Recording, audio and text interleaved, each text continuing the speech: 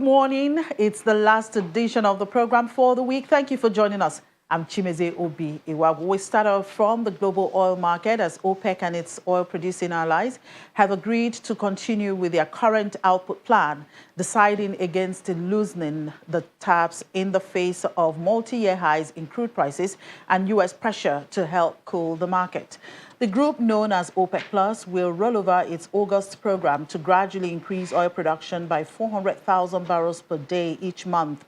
In early trade today, international oil benchmark crude was trading at $81.07 per barrel. Analysts say this basically underscores the fact that global oil demand is still under pressure from the Delta COVID variant and due to the preservation of various limitations and COVID measures in some countries. And back here to some company news. MTN Nigeria Communications PLC has successfully completed the issuance of its 89.9 billion naira Series 2 10-year fixed rate bonds due 2031. The Series 2 bond is under the 200 billion naira bond issuance program and is the second issuance in 2021 by the telecommunications company. It was launched at a clearing coupon of 12.75% in qualified bids. 2021, the Securities and Exchange Commission granted MTN Nigeria Communications PLC approval to launch its Series 2 10-year 12.75% fixed-rate bonds due 2031. Almost 1 month after the approval, the company, at a formal final signing ceremony, executes legal agreement and documentation in relation to the bond under the 200 billion naira bond issuance program. This is approximately a 90 billion naira 10-year bond with a 12.75 coupon rate, and this represents the second and final tranche of the registered program of 200 billion.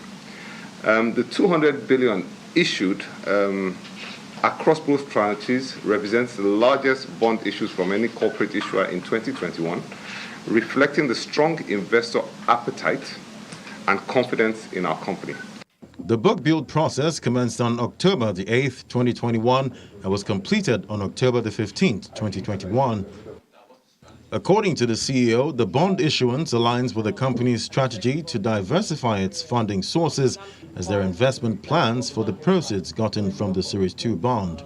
It's in line with our commitment, 600 billion over 3 years, focus on quality, expansion of 4G coverage, improvement of the capacity that we have so customers can have a seamless experience, focus on rural connectivity, potentially participation in 5G, and continuing our social investment program, as I indicated. This bond provides MTN with an opportunity to borrow publicly, to price probably a bit more competitively than they would from the banks, and as he's joked, try and match the market and see where they can actually issue bonds more competitively and cheaper for them.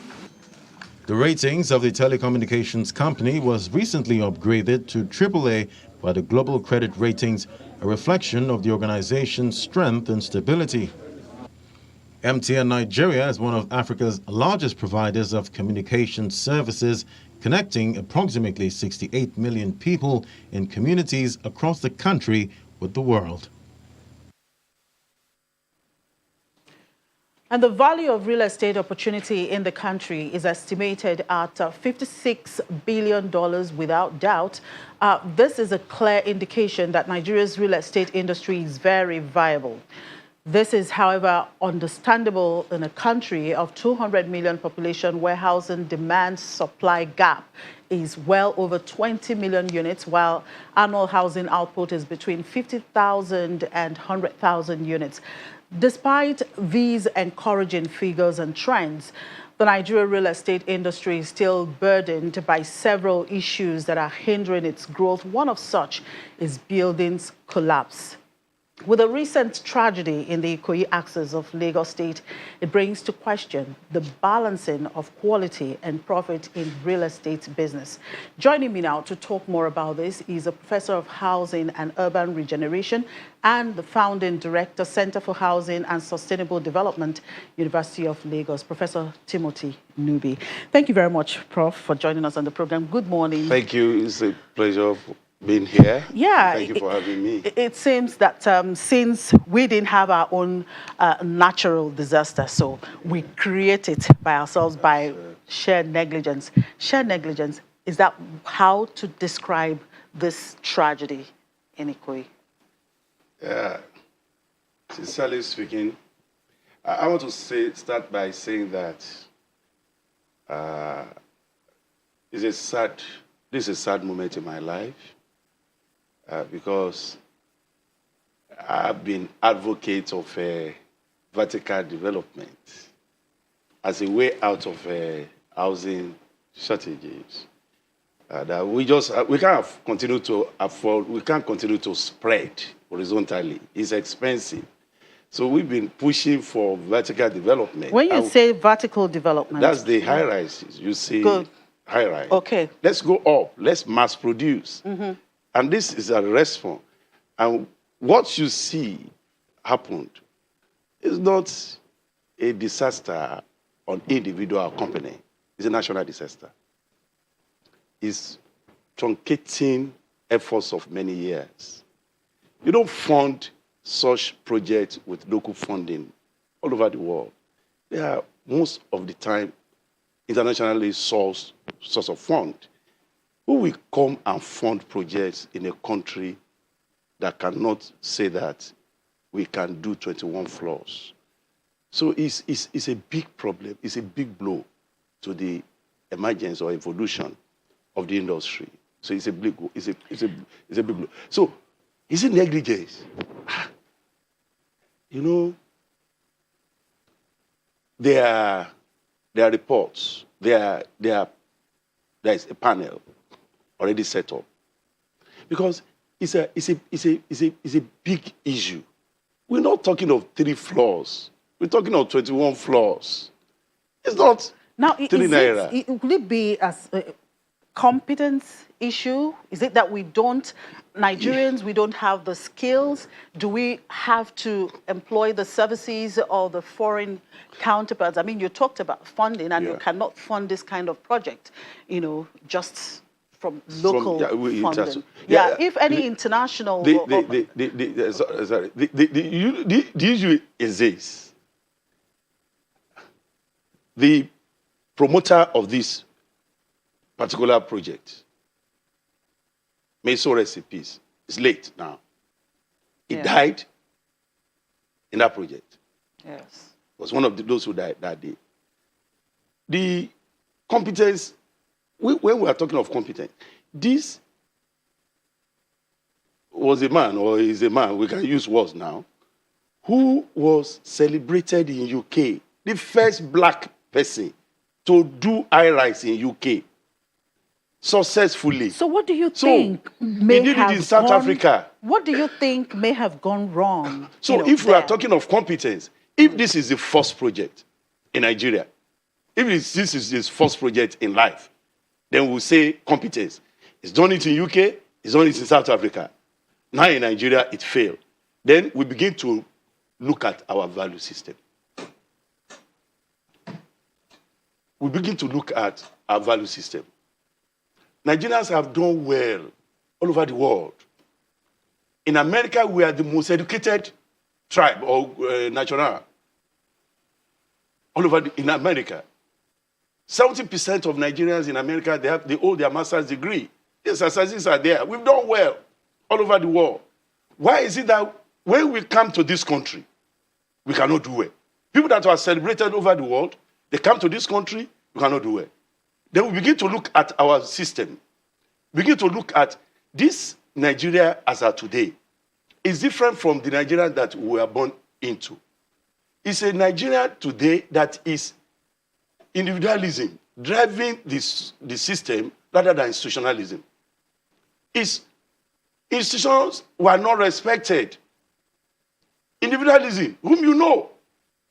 Because the few clips we saw, we'll see that if institutions, if we won't have breakdown on the highway, if LASMA and traffic control bodies were allowed to do their work, if we can obey traffic lights.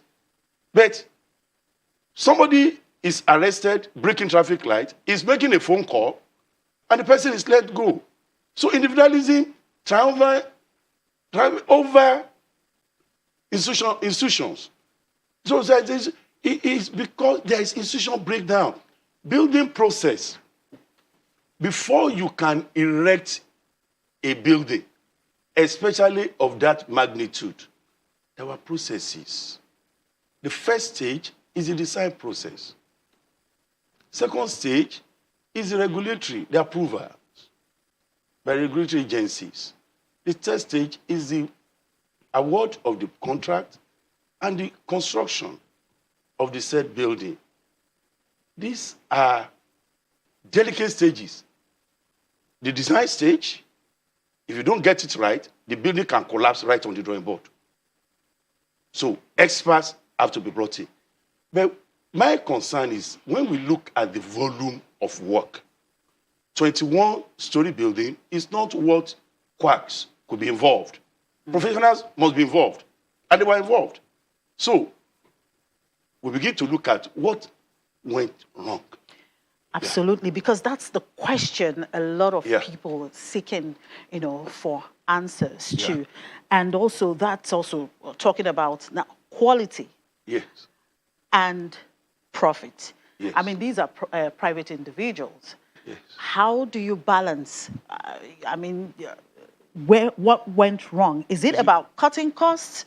You see, in all over the world, this process of funding such projects, like I said, you don't fund such projects without putting in place your right papers. You have your design is approved. There is financial analysis. You know your profit. If it's not profitable, you don't go into it. It's there. It's not a small-scale project. Mm-hmm. Funders who will fund such project in any client, they will look at your design. They will interrogate those who are involved, who are the construction team. They will look at your cash inflow, compare it against the outflow. They will look at your net profit, your RRR. All these things were looked at, and they consider the viability of the project. Then you move to site. This, when we talk of a project of that magnitude, in different climates, until the report comes out, if a project of 21 floors, you can't just do it, assemble quacks, without expert. So the issue of cutting cement. Is it possible that this is a case of assembling quacks? If this is an individual that have done this kind of project elsewhere, why would it be different here? You see, there are different stories. There are different stories that fly on the social media. Stories of certain floors were approved. 15 floors approved. Well, the deputy governor said, the 21 floor was actually approved. Great. Yes. But that, perhaps it was a substandard products that were used. Then there is a problem.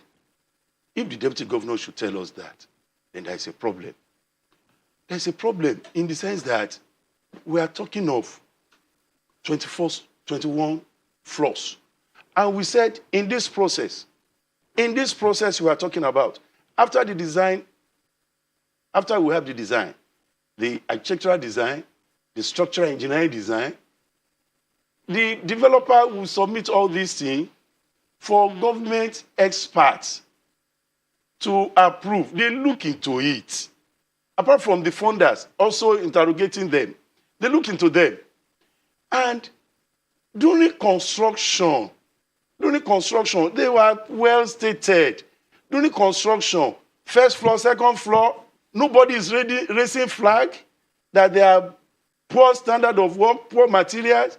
We are shouting, we can be claiming poor material at the 21st floor. That is not, the governor should not quickly jump into that conclusion because there are people in charge. Then who are in charge? who should have reported on the when they were on the first floor, second floor, third floor, that the work that is going on here is shoddy. The work that is going on, because all these things were stated. There are people that are responsible. 21-story building is not a bungalow that you can hide, that you don't know something is going on. Wherever 21-story, 10-story building is going on, people know that there is a project going on.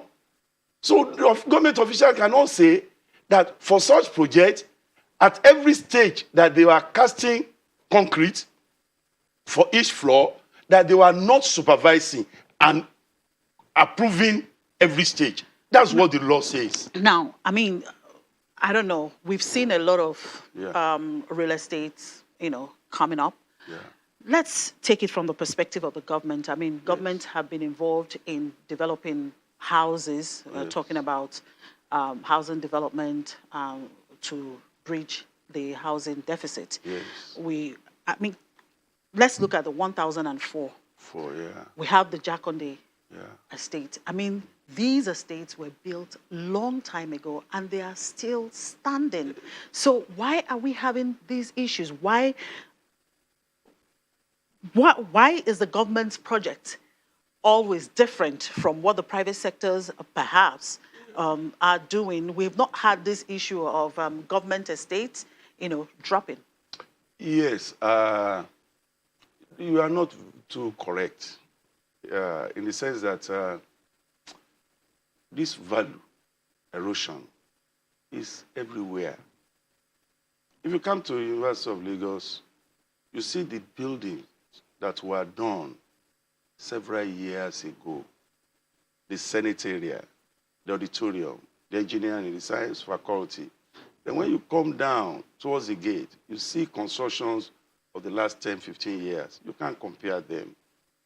Every generation always leaves this world. In most parts of the world, a generation will always strive to leave this world better than they met it. But that's the reverse in this country. Those estates you pointed at, there were 3 floors, 4 floors. There were 3 floors, 4 floors. And when you see 1004 that we are saying that were built in the 70s, you can't compare them to what we are building now. You understand what I'm saying? That is what, as I grew up in this country, as a young child, I have an aunt that was selling beer. And I saw written on the front of the shop of an unlicensed that there is a place, if this place is licensed for on, you can drink there. If it's off license, you can't drink there. It disappeared. We don't see such signboard. When I got to England for the first time, I saw this signboard of an unlicensed. Their rules are obeyed. Over the years, people don't obey rules. Standards have dropped. People believe that, who is there? Who is a Loma or LASMA official that can arrest me? Who is that in planning office that can stop my work? I will make a phone call. This is what we are hearing. I'll make a phone call, and this I will allow to continue with whatever I am doing. That if government agencies were allowed to do their work without interference from individual, the power that beats, wherever they are, we will have a better country. If institutions will be respected, if we can collectively build institutions, because institutions that will regulate, no university can just come up and do whatever they like. There's NUC, regulating your curriculum, regulating your teaching, regulating the way you mark scripts. If you don't do it, they will withdraw your accreditation. NUC is there, regulating. If other agencies were given that power to do their work, we won't have this collapse here and there. All right, Professor. When we started this conversation, you talked about how sad, the situation is for you, because you've always advocated for high rise. High rise, as we talk about bridging the house deficit gap. So going forward, well, I would want to get your thoughts on that, but we'll take a short break, and then we will continue that conversation. We'll take a quick break, and when we come back, we'll continue with this conversation briefly.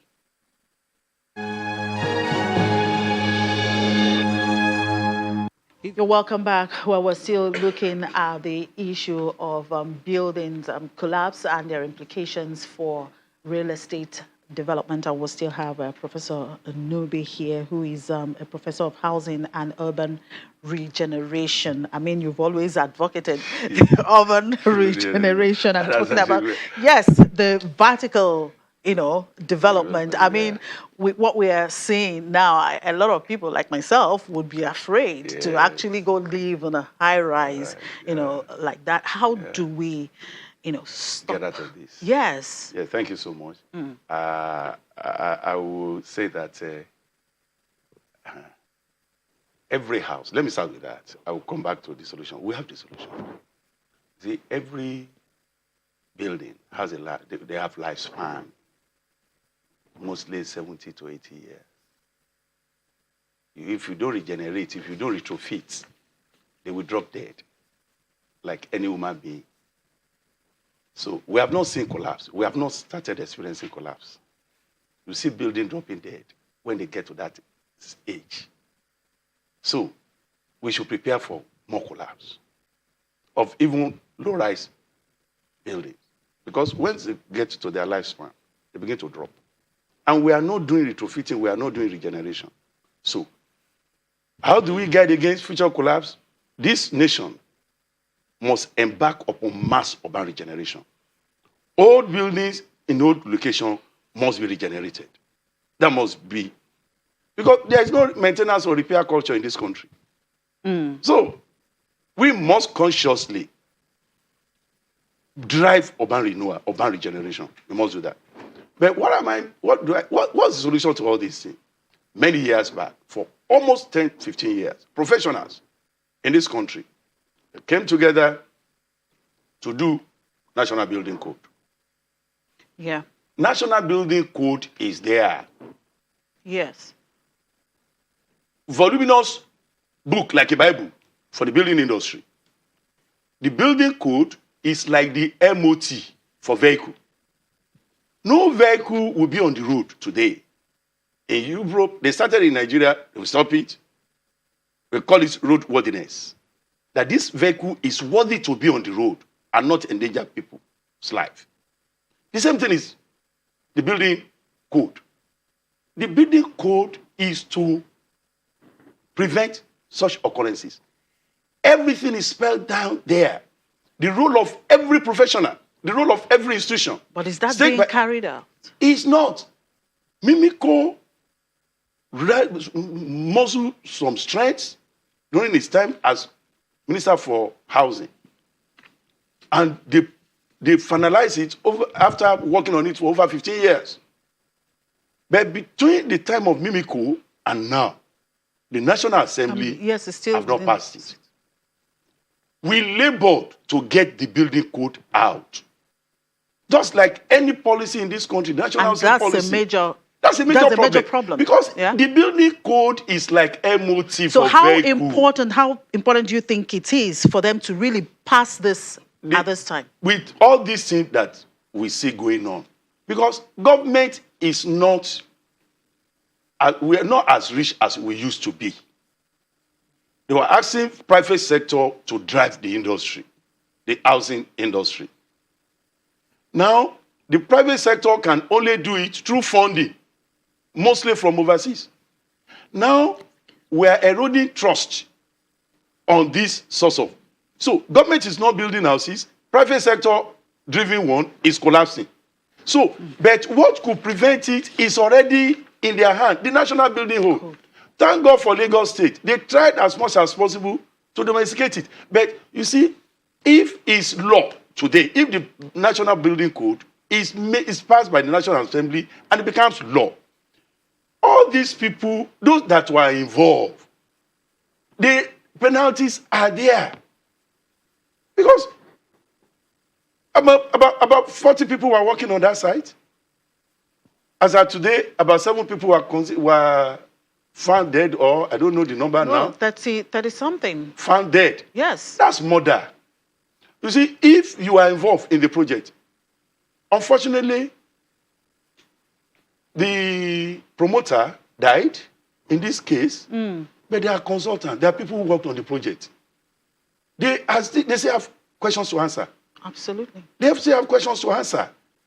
If we begin to persecute those who are involved in the projects that collapse, buildings that collapse, you see people will sit up.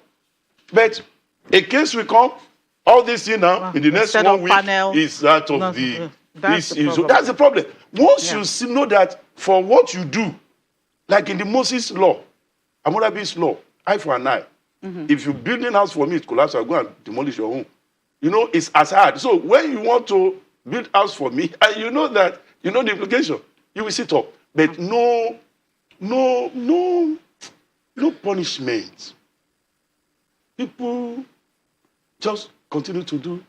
Life continues. Life continues. Those that Life are dead continues. are dead. So, but the building code is there. This urban regeneration is there in the building code because every 4 years, the architect or group of people must certify a building okay for human existence. So it's there. So persecution of offenders, enforcement of the National Building Code is the only way because all the responsibilities of the professionals in the building industry, they were well stated there. Let's dust it from where it is. Let the National Assembly, for heaven's sake, help this country. Look into that building code and pass it into law. Yeah. Now, where does insurance, come to play, in all of this? Yesterday, I was listening to Mr. Babatunde Fashola talk about the fact that introduction of insurance during and after construction, as a measure for safety. It helps. It will definitely help because they become regulator. If I insure your building now, I will make sure that those requirements, safety precautions are put in place. So it's important.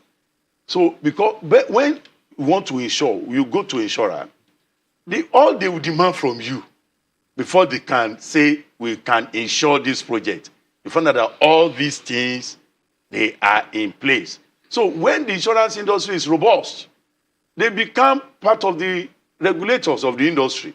Because they are more or less the financial regulator now, that we don't want to suffer loss. We want to see who is the contractor, what is the antecedent, who is the designer, where have they worked before. They will put their eyes where they have insured. So those are the institutions we're talking about, that we must begin to build institutions. We must begin to build institutions that will help this system. We must begin to. Insurance is a major institution in the construction industry. They are coming to play, we reinforce regulation, and they will ensure that best practices are maintained, standard products were used, because they also don't want to suffer loss. If this project was insured, the insurance company is in trouble now. Because they don't want to be in trouble, they will make sure that what is going on there is ideal and standard. All right. Now let's look at our rescue mechanism, disaster management, in all of this.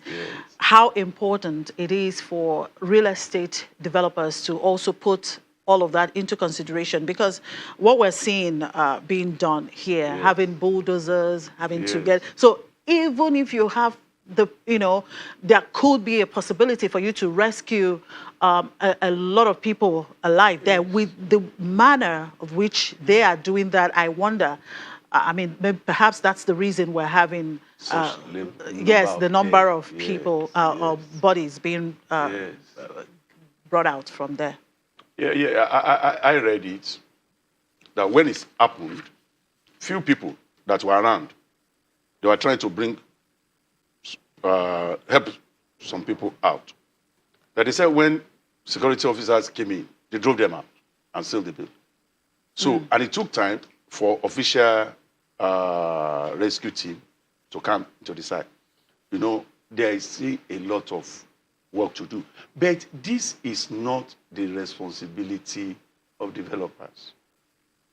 It's not the responsibility of developers. It's still part of the infrastructure that we need to develop. In real estate, we have physical infrastructure, fiscal infrastructure, legal infrastructure. The emphasis in this part of the world now has always been on physical infrastructure, road, water, this. There are fiscal infrastructure, like insurance we have said. There are legal infrastructure, laws, like building code. There must be law. You see, part of the institution is rescue. The rescue team is not the developer. You know, the work we are doing today is like if every house is a local government. You provide your electricity, you dispose your waste, you employ teachers to teach your children. That's the way. If we are saying that rescue team must also be in the laundry list of developers, the cost of construction will continue. I mean, you know, we've had, when you look at some places in Lagos, the way they build, Yes. you know, houses are being clustered together. Yes. You'll find out that a lot of times there's no breather, actually, because of the clustering. Yeah, that's government. That's planning. That's planning. David said, if the foundation is faulty, what can the righteous do? That's planning. It's not individual that will come and do a plan of a place. That's government. That's what we are saying. We have messed up our city. Let us do regeneration. Let us replan. Let us create access. Because there is the access problem to disaster site is always a major factor in a rescue operation. So, but how do we have organized system? How do we have a well-planned city that if there's a problem, rescue team, they can respond promptly, no hindrance, no barrier, no traffic issue. These are planning. It's government. It's in government's hand. Every developer must submit their layout. If it's not approved by government, you can't go and build. It's still part of the design, regulation, approval. If all these stages were thoroughly followed, we can't be crying foul at the end when the problem actually started right from the design stage. So we must have sound design. We must have master plan. Areas that we have messed up, no adequate access, we must begin to do regeneration. Replan the places. Most cities in the world, Chicago, for instance, has the largest slum in the 80s. That Martin Luther King led demonstration to do a way to tear down the slums in Chicago. Today, Chicago is a beautiful city. So the fact that we have slum today doesn't mean that that's our life. Let us replan them. All these problems we are seeing here and there. Because like you said, that building collapsed, yes. But people were still rescued the following day. Mm-hmm. If people move to that site, immediately it happened. We'll rescue more people. Many people will be alive. But it took time for them to get there. It took time for the rescue team to even gather themselves together, to get there now, to gain access. All these are implications of the problems we've created for ourselves in the past. But because we've messed up the past, doesn't mean that we should be living in that problem. Nations roll their sleeves and they solve their problems. No, all over. 1986, Dubai that we rushed to today, it was a small village in a desert. So many things. And as a nation, we have achieved great things. Abuja is a beautiful city, one of the most beautiful cities in the world. If we achieve Abuja, between the time that we built Abuja, why can't we transfer it to state capitals, local government capitals, and regenerate? It's not a rocket science. We have done it. We built Abuja. Abuja, if it's a white man project, it's being Guinness record. A desert, a wilderness, turned to a mighty and beautiful city that can compare with any city in the world. We have done it. It's not a rocket science. And the success we have in Abuja today, because during the time of El Rufai, he He regenerated Abuja. Abuja was going on declining line. We saw the massive demolition. Say, no, you can't build on manhole, no matter whom you are. He did not respect individual. He made sure that he strengthened that machinery regulatory institution. And Abuja is better off for it today. If Abuja minus El Rufai, Abuja will be a wilderness, Ajegule, today. But look at what we see in Abuja today.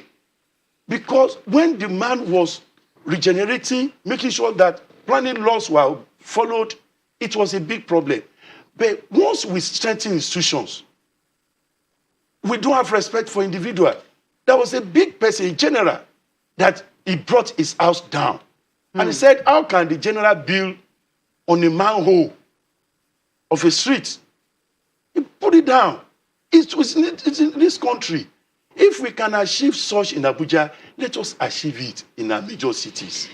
Thank you very much, Professor. I think it's a good way for us to leave this conversation. It's really sad, but let's just hope that we eventually get it right. You talked about the building code. Let's just hope that the National Assembly would actually look at it, considering what has happened now. Thank you very much for your time. Thank you so much for having me. Thank you. Thank you.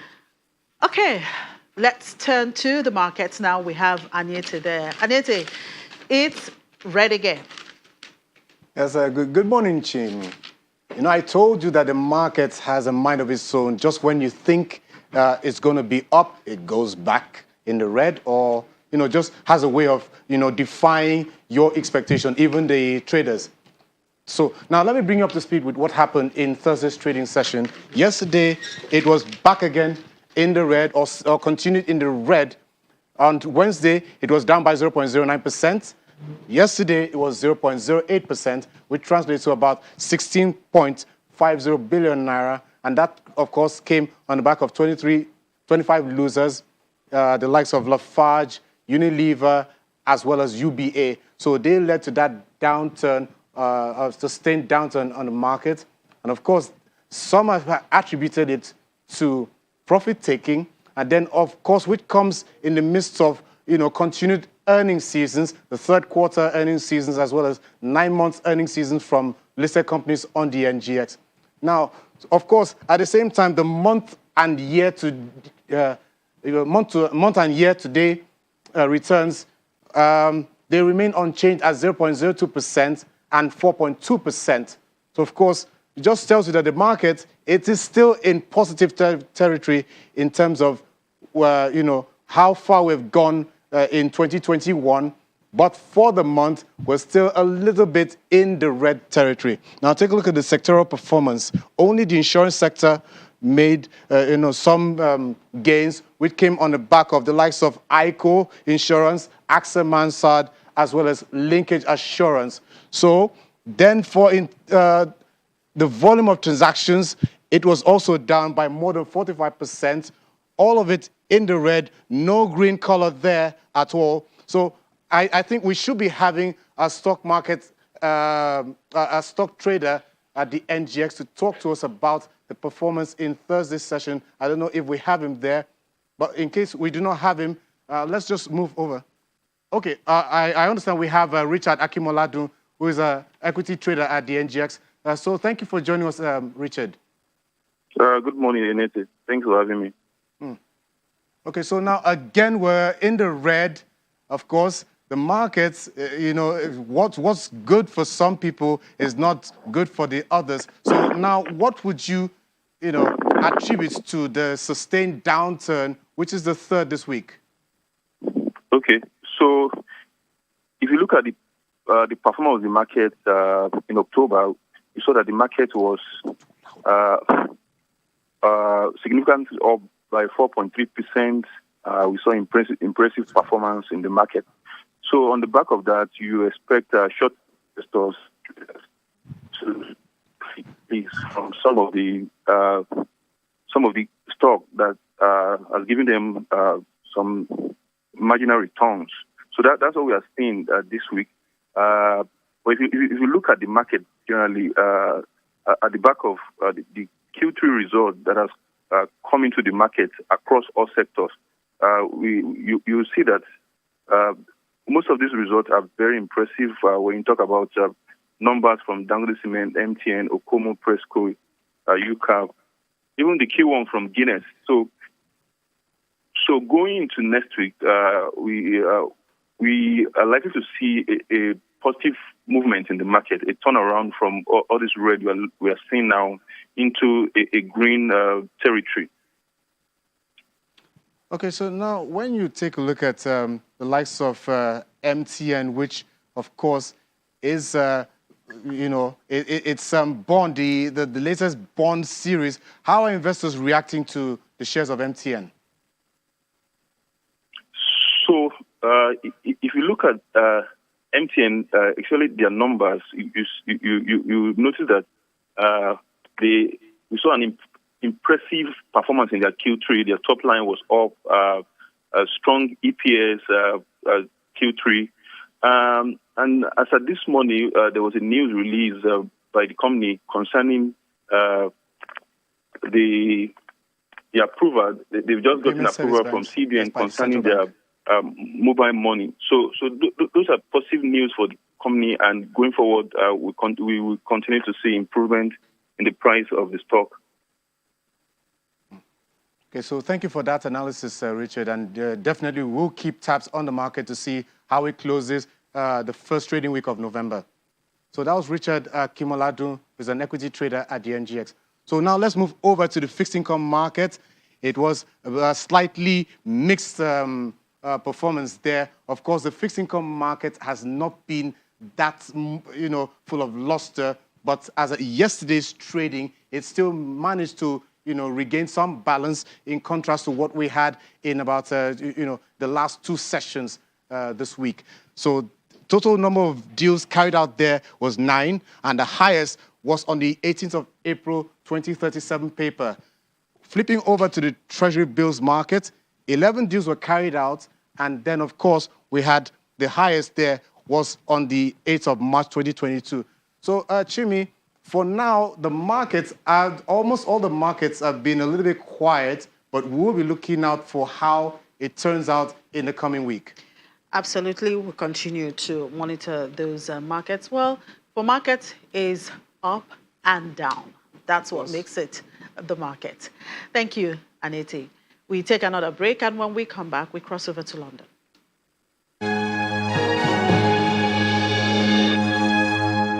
All right, let's talk to Juliana now. Good morning, Juliana. Bank of England defies analysts' expectations to keep interest rates on hold at 0.1%. It's the morning after. How is the market street digesting that decision?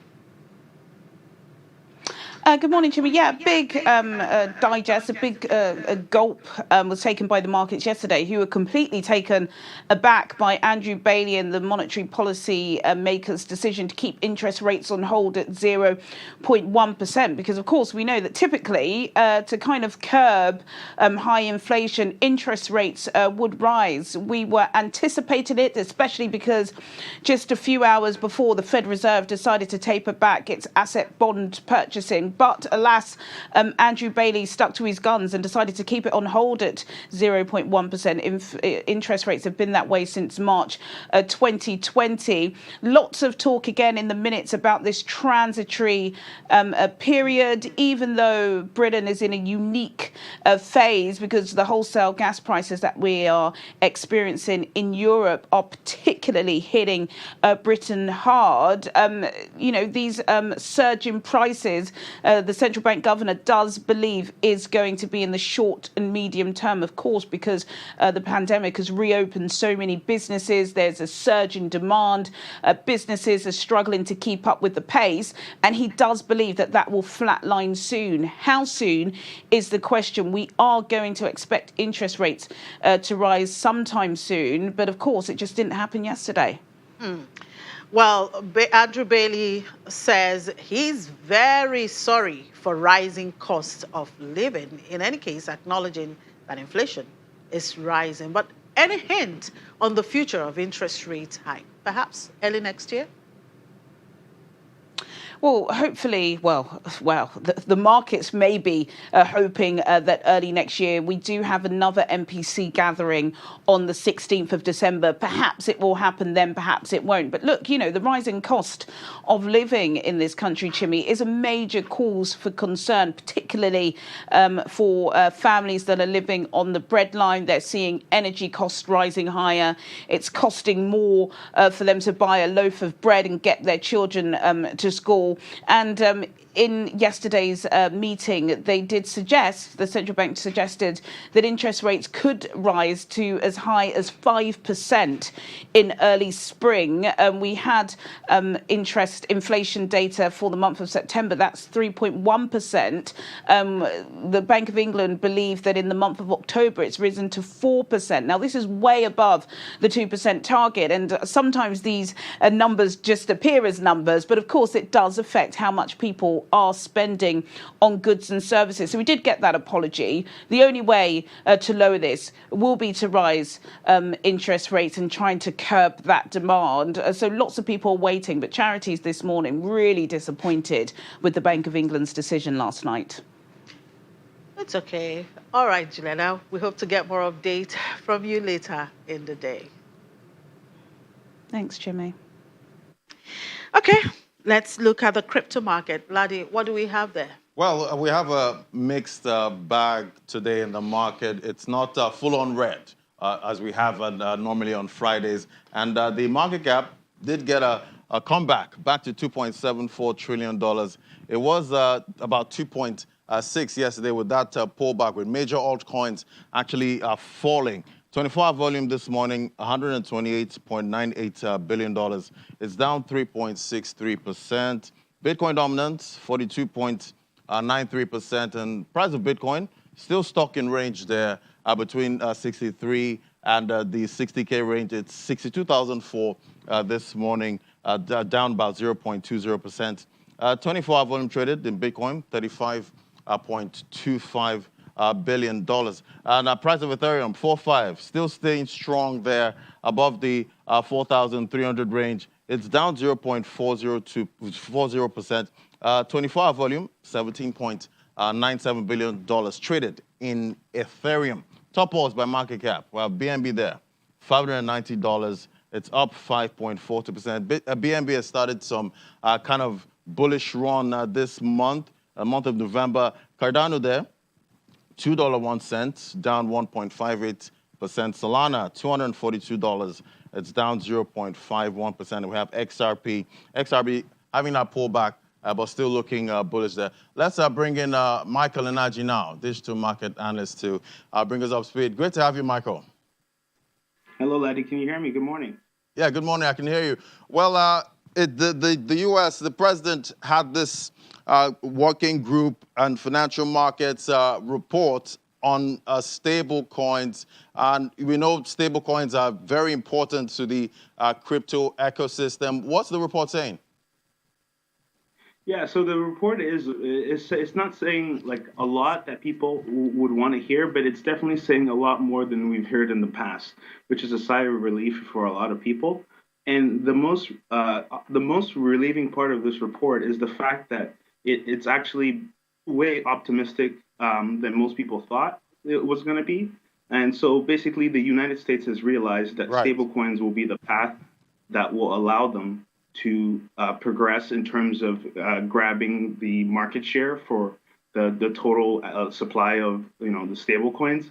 And so at the end of the day, what the report basically is trying to hash out is Biden's presidential working group. Effectively, what they want is they need the Congress to make guidelines more clear. So there needs to be regulation whether these stable coins are going to be regulated as trusts. So as an example would be Paxos, or whether they're going to be regulated as more like money market vehicles, kind of like what USDC is trying to do in just buying T-bills and securities. And so it's a question that could be hashed out eventually. But right now, it's a lot of guidelines that they never gave before. But definitely what's going down the pipeline is there's going to be a wave of regulation coming.